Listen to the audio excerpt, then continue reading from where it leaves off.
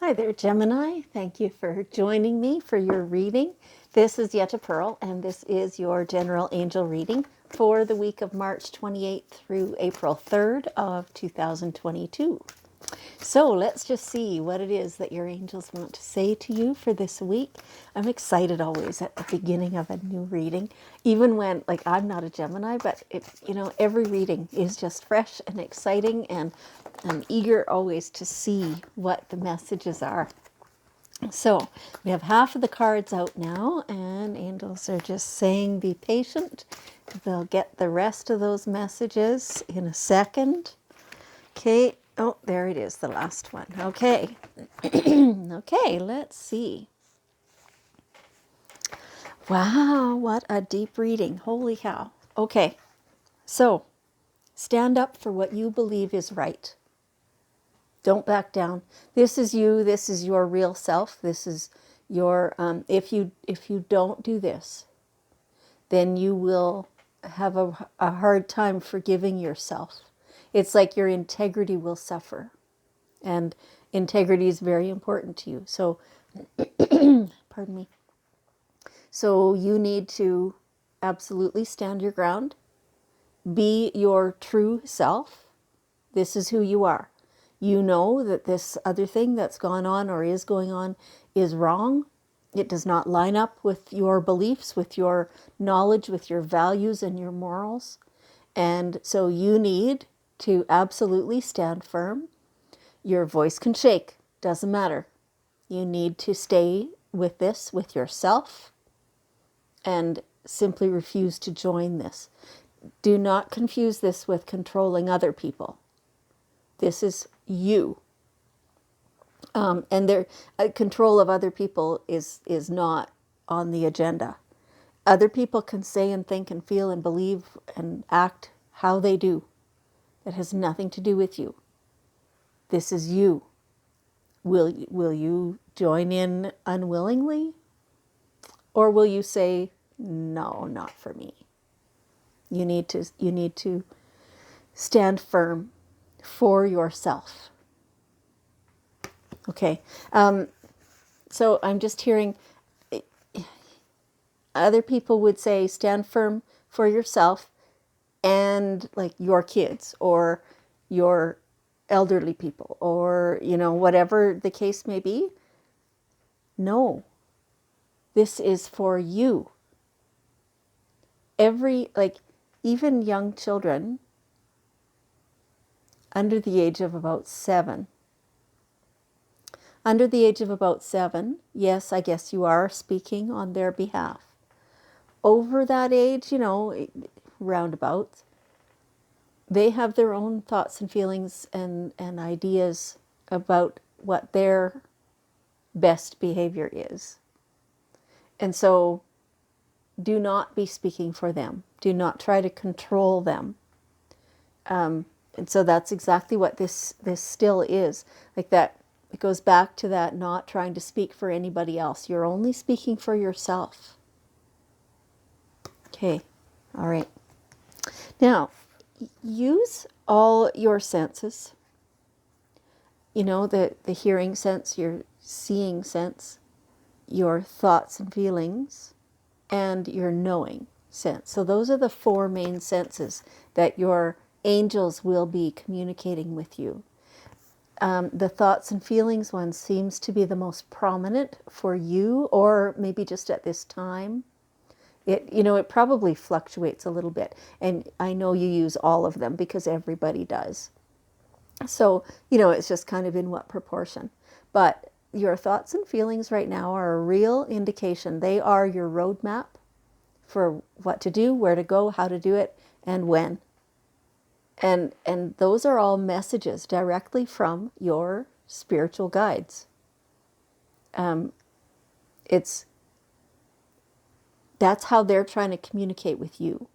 So when you notice those kind of, the thoughts and feelings, things that it'll feel like you, but at the same time, there's a different vibration.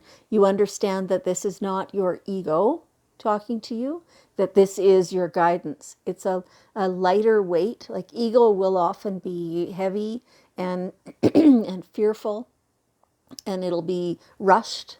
Like you have to do this now, otherwise you'll miss. Like now your angels don't talk like that.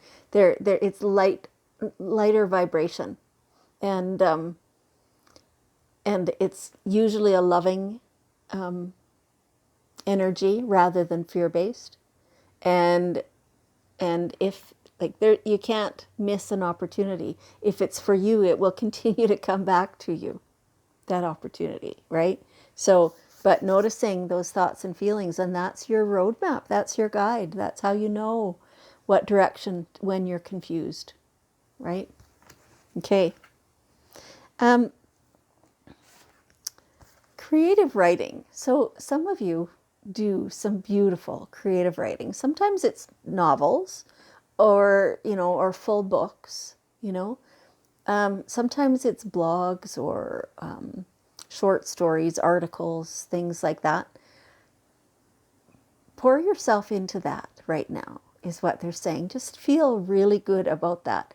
It's almost like it's a way to help you feel higher, to help you be uplifted. That's what I'm trying to say. To help you be uplifted. And your spirits have been a little shaky lately. You're not really feeling down, like not in that way, but at the same time it's a little fluctuating, and it's just some uncertainty is what it feels like, just uncertainty. And so this is something that kind of has carried through. There's other things that are fluctuating and are, here and there and whatever, and they're all over the map. This is yours. It's like your private thing, and it is steady and serene and secure the whole way through everything else. This is yours. So this grounds you. So please spend some time doing this week. Now, some of this, flip-floppy stuff, it feels like there's that steady, medium. Oh, there's an insect on me. Interesting. It's just barely spring. And there's one here already. Okay, I'll set him on the table. And he can go somewhere else. Okay. Interesting. Now I'm kind of... So all this flip-floppy energy that you've been experiencing, it's like it feels like confusion or uncertainty or, I don't know, external forces somehow disrupting things, right? Your angels want you to know that it is very natural for things to cycle. So things will come to an end and other things will begin. And the things that come to an end, it's because they're finished. It's been a great run, but it's done now. So don't regret the ending of that. Try not to regret the manner of the ending of that. Just try and keep it in a high vibration and understand that it's just the end of that cycle. Try not to feel bitterness about that or upheaval or frustration. Try not to feel those things. Like that, okay, that's coming out wrong. It's not that, like, if you're feeling those things, then acknowledge them. You do feel that way. I mean, you can't just bury it, right? That doesn't help. I know people do, but don't do that. Acknowledge it, feel the frustration and probably some anger and some, whatever else is going on. Notice how that's got you feeling, but don't dwell there. Let your perspective change and come to the understanding that it had just served its purpose and it's over. And that's a good thing, because now there's room and time for the rejuvenation and the beginning of something new and exciting. And you love new and exciting. I mean, right? Like as long as it's not too disruptive. Like you like the smooth, fun, awesome feeling, new and exciting, right? And so, like this whatever's got you going feels like not that kind of new and exciting. It feels like the coming to an end of something that you didn't get to choose that as the ending, but you can get there. You can get to that point where you're saying, okay, okay, you know what? If that's how this is going to end, okay, I'm fine with that. Because I know that this is opportunity for new things, different things. And in fact, those new things might involve more of this beautiful creative writing, which you find so grounding and so solid, so it's like a foundation. Okay, beautiful. Now, there's a situation happening in your life. Is it a situation? Is it the way something feels to you? It's maybe the way you've been reacting to this flip-floppy thing. It's maybe the way you've been at home. I can't really grasp what area of your life this has been in. Probably because it's a group reading, and so there, it's likely to be a little of this and a little of that and whatever for everybody, right? However, it's been your reactions, your belief systems have been determined by past life events. It's things that you brought with you. So if you've been even going like, oh my God, who am I? Where did I come up with that? Right? I'm confusing to myself right now. Yeah, it's past life stuff, which continues. Certain things, that were very significant, that really impacted you greatly, they will stay with your soul and to be worked out in this time or next time. And so just being aware though that some of this stuff is past life. So some of you'll be sitting there going, I don't think so. I don't know anything about that past life stuff, and I don't believe in that anyway. Okay, no problem, because maybe that's the truth for you. But some of you will be going, oh my God, I never thought of that before. Wow. Yeah.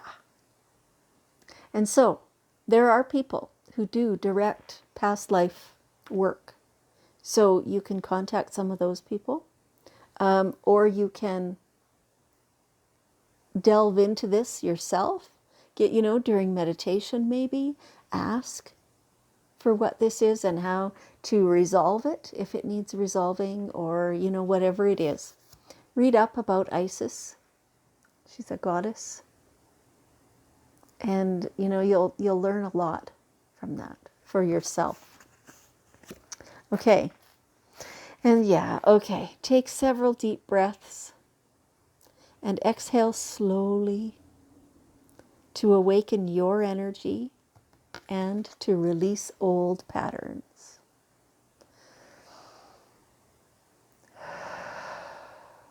From the healer, Archangel Raphael. Keep breathing. When there's stress, when there's confusion, when there's flip-floppy, when there's, thoughts about frustration, things are ending and not in the way I wanted them to, all that stuff. Just breathe. Remember to breathe. Okay. Because when you're breathing, you can do anything. Okay. So now we have the daily guidance cards. Family. This is, it's blood family. It's, spouse and kids and parents and siblings and cousins and everybody. It's also those beautiful friends that you've had forever. They're all your family. And so anytime you need anything, you can call on them. And you can express, you can vent, you can, drink the wine, right? Have one of those nights or days, whatever it is. But really communicate, let yourself be connected. Because part of what you're feeling is a bit of a disconnect, right? You kind of feel like there's nobody who understands. And that's maybe true, but sometimes you can really make a great connection with those special people, right?